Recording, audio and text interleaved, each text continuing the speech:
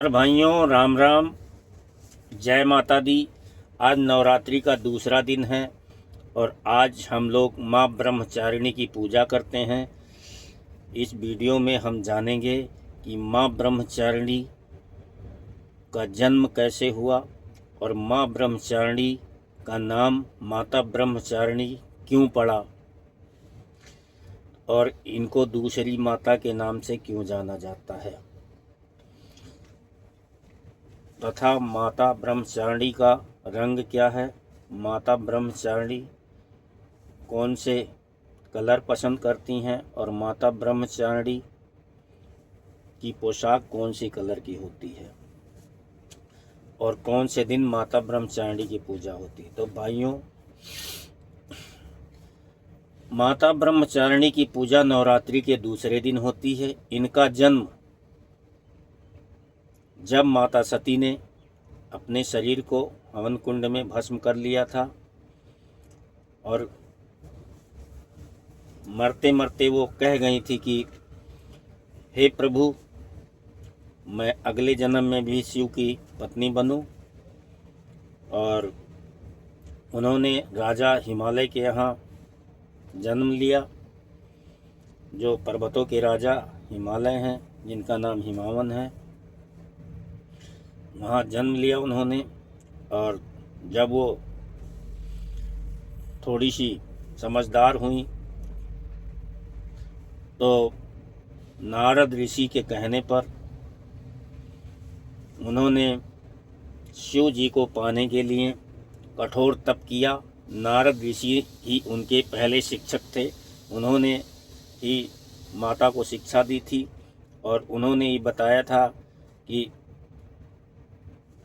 आपके भाग्य उदय होने वाले हैं और भगवान शिव ही आपको पति के रूप में प्राप्त होंगे, लेकिन आपको इसके लिए बहुत ही कठोर तपस्या करनी पड़ेगी।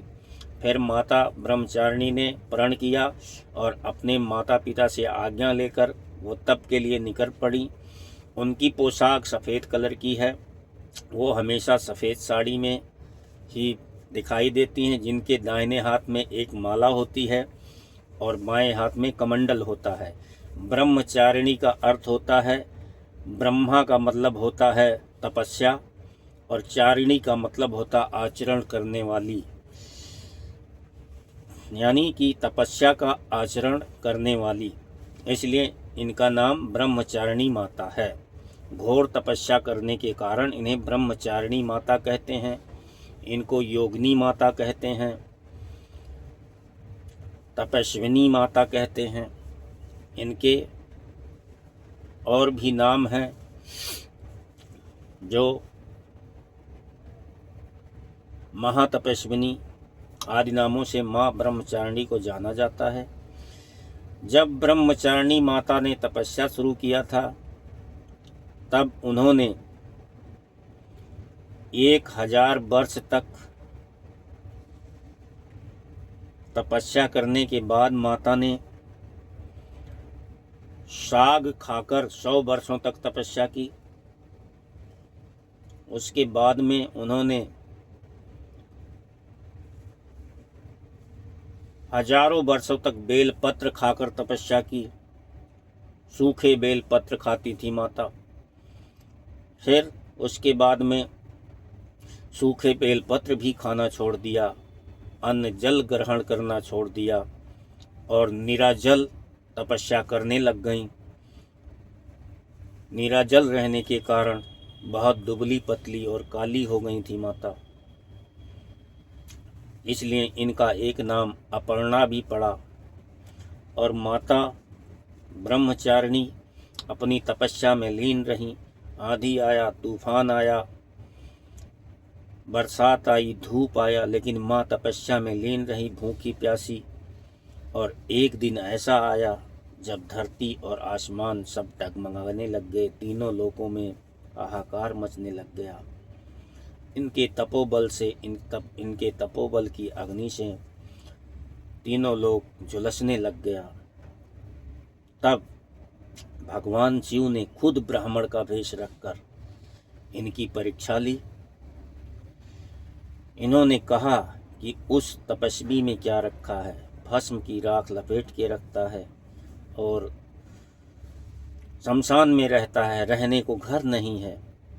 कई प्रकार से भगवान शिव ने इनको समझाया, इनकी परीक्षा ली, लेकिन माता शिव भक्ति में लीन रहीं और उन्होंने कहा कि वो जैसे भी हैं हमारे लिए परमेश्वर हैं और मैं उन्हें ही पति रूप में स्वीकार करूंगी। फिर भगवान शिव प्रसन्न हुए और आशीर्वाद देकर चले गए। फिर सप्त ऋषियों को भेजा। सप्त ऋषियों ने माता की परीक्षा ली।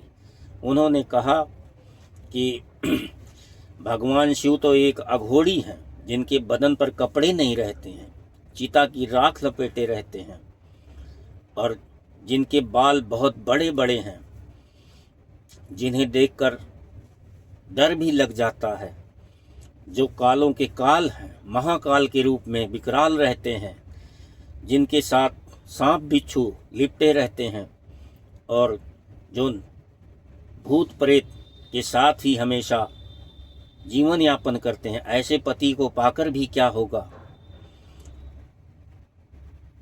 भगवान शिव से लाख गुने अच्छे तो ब्रह्मा विष्णु तीनों लोगों के पति हैं। कहिए तो इन लोगों से मैं आपकी बात चलाता हूँ। लेकिन माता ने सबको इनकार कर दिया और अंत में माता की परीक्षा पूरी हुई। सप्त ऋषियों ने आशीर्वाद दिया और बोला कि भगवान शिव ही ने हमें भेजा था आपकी परीक्षा के लिए और भगवान शिव आपको पति के रूप में प्राप्त हों, ऐसा आशीर्वाद देकर चले गए। उसके बाद माता का और भगवान भोलेनाथ का विवाह हुआ और माता ब्रह्मचारिणी भगवान शिव की अर्धांगिनी बनकर कैलाश पर्वत पर निवास करने लग गईं। ये है माता ब्रह्मचारिणी की एक कुछ पौराणिक कथा, जिसके अनुसार माता ब्रह्मचारिणी एक हाथ में, दाहिने हाथ में एक माला जप करती हुई और बाएं हाथ में कमंडल लेकर रखती हैं, जिन्हें सफ़ेद पुष्प बहुत पसंद है, सफ़ेद पोशाक में रहती हैं। और जो ब्रह्मचारिणी माँ की पूजा दूसरे दिन नवरात्रि के करता है, वह बल बुद्धि से निपुण रहता है और निष्ठावान हो जाता है। सबसे बड़ी बात है कि जो ब्रह्मचारिणी की पूजा करेगा उसकी निष्ठा अटूट हो जाती है, चाहे वो किसी भी चीज़ में हो। माता ब्रह्मचारिणी